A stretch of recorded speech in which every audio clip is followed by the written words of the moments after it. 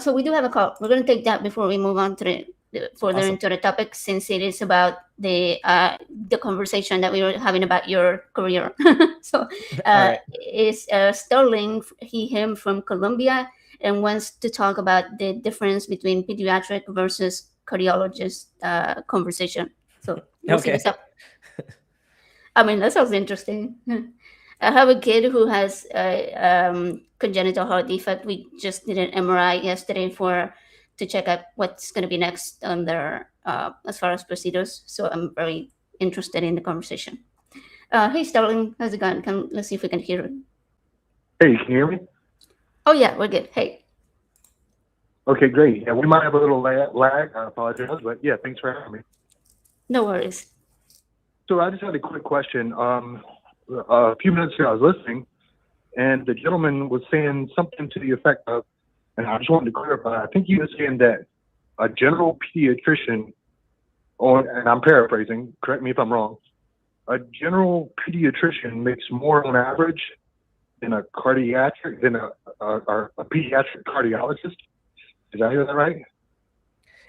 Well, yeah, it depends on where you live and specifically what you're doing. But in general, pediatric subspecialists don't make as much as general pediatricians or pediatrician hospitalists because of a variety of reasons. Would it be fair to say on average that that's true, that the general pediatricians make more?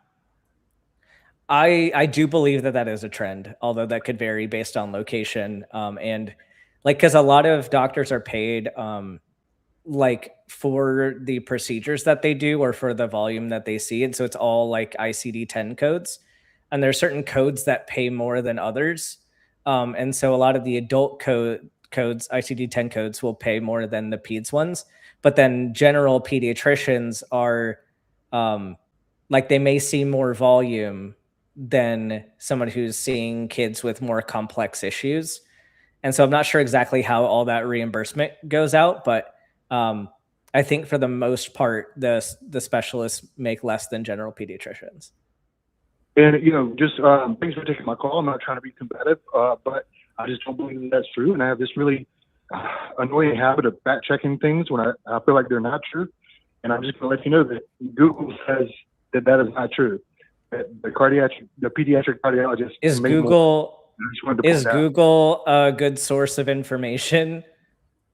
Is it the AI It's or like an actual website that you're quoting, citing? Well, I just Googled it, and the question was, is Google a good source of information? And my answer would be, I trust it more than the person that says that general pediatricians make more than pediatric cardiologists. Are you? And I was going to just ask do you have so when we're talking about trends, especially generalizable things like this, we're talking about the healthcare system as a whole. Normally, we go to a citation that evaluates trends like this, or even if we're going into medical economics, something like that. There are better places to get information than just a Google search. Do you believe that, like, because the reason why I asked you if the Google search is a good source of information is that how easy is it to find incorrect information from a Google search? I don't know, but again, my question is, can you cite some evidence that would support your claim that general pediatricians make more? I didn't. Okay, so it sounds like you're being combative just to be combative, because I said I didn't make a positive claim saying that for sure I know this. I said that in certain settings, like this may be a general trend. Right, and I asked if we could confirm that on average you agree with that. I thought you said yes. And you again, said I'm just asking for a source because. What is the point of this? What is the point of this discussion, Sterling? It's about being correct and being incorrect. I didn't give a positive claim saying that I was definitely correct, and like I'm open to like having a flexible, opinion on this. But there are other factors that play into this kind of discussion. And it sounds like to me, you care so much about being right on this thing that you don't really care to have a more nuanced discussion, especially if you're going to Google and just using a Google search to say, haha, you're wrong. It doesn't sound like you want to have an honest discussion. It sounds like you just want to Well, play a gotcha game.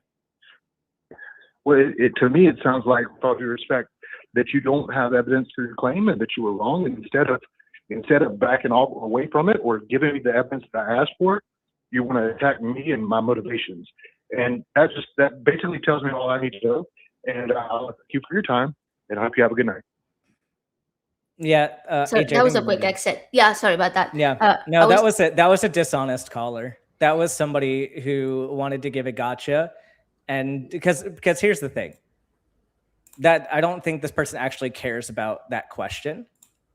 Because if you did, we'd go into a more nuanced discussion of what does this actually look like instead of going to a Google search and saying, well, my Google search disagrees with you, therefore you should admit that you're wrong.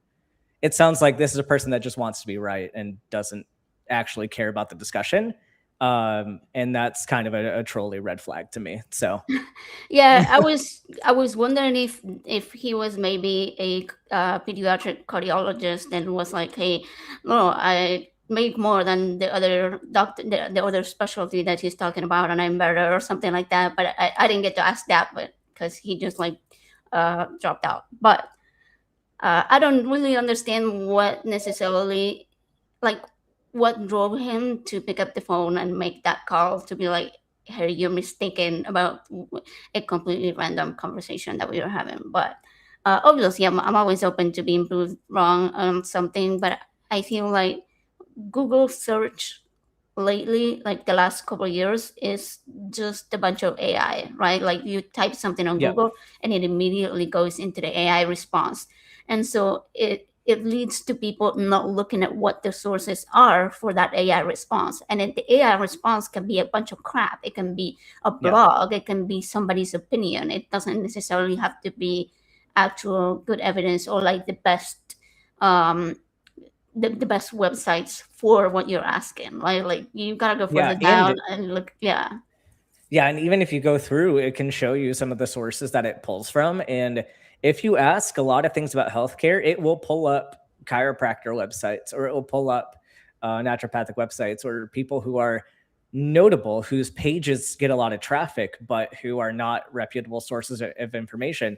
Similarly, with other kind of logic philosophy type questions, there'll be things pulled up from BYU, and BYU is considered a credible source of information for the Google AI. So yeah, it's like if you are really passionate about that kind of discussion, and again, I didn't give a strong claim. I said like this is a trend that I've generally heard Notice. of, Yeah. and that's going to vary based on location and how many hours these people are working, what kind of populations they're working with, the regulations in those particular states, and there's a lot of nuance there. But it's like I wasn't even dead set on my answer being the end all be all answer, so that's a little bit odd. Yeah, that was super weird. Oh well. Um how not to present your stance